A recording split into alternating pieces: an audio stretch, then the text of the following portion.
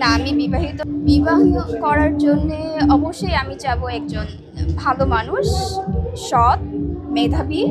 তার থেকে বড় কথা হচ্ছিল তার যথেষ্ট পরিমাণ মানে ক্যাপেবল হতে হবে ফাইন্যান্সিয়ালি। মাসিক ইনকাম এখনকার সময় তো যেইভাবে এক্সপেন্স যেভাবে বাড়ছে, তো আমি আশা করি তার মিনিমাম মাসে 10 লাখ টাকা ইনকাম থাকতে হবে। 10 লাখ? হ্যাঁ, তারা বিয়ে করবে তাদের মতো, তাদের যাদের সাথে হবে তাদের সাথে, কিন্তু আমি তো তাদেরকে বিয়ে করব না। আসলে এই ড্রেসটা একটা স্পন্সর থেকে দিয়েছে, আর এটার দাম আমি এখন বলতে পারবো না। এইটাই। আর শুজ এটা আমার নিজের, ব্যাগটাও আমার নিজের। 5 লক্ষ টাকা হবে কিনা এটা আমি জানি না, কারণ এটা স্পন্সর থেকে দেয়া। এখন কত হবে স্পন্সরই বলতে পারবে, আমি জানি না। 10 লক্ষ টাকার কম 50-60 হাজার টাকা আমি কনসিডার করতে পারবো, এর বেশি না। আমি ডিজার্ভ করি, সেই জন্যে। আমি একজন শিক্ষিত, মেধাবী এবং আমি হার্ড ওয়ার্কিং।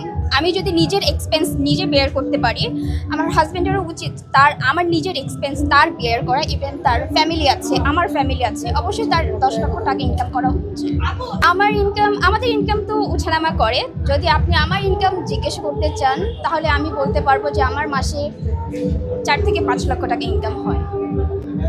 তাহলে আমি আশা করতেই পারি আমার হাজব্যান্ডের 10 লক্ষ টাকা। আসলে ড্রেস থেকে শিক্ষার কিছু নাই, এটা একটা ফ্যাশন। আমি যেটা মনে করি এটা যার যার পার্সোনাল চয়েস। ড্রেস থেকে আমরা কাউকে কিছু শেখাতে পারি না, এটা যার যার রুচির উপর ডিপেন্ড করে।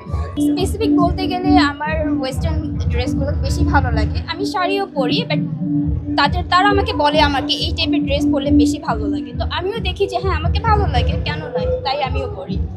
কমেন্ট মানুষ করবেই, তো আমি তো এইগুলাকে মানে এত বেশি বদার করি না। আমি এগুলো মানে অত বেশি কেয়ার করি না, কে কী বলবো।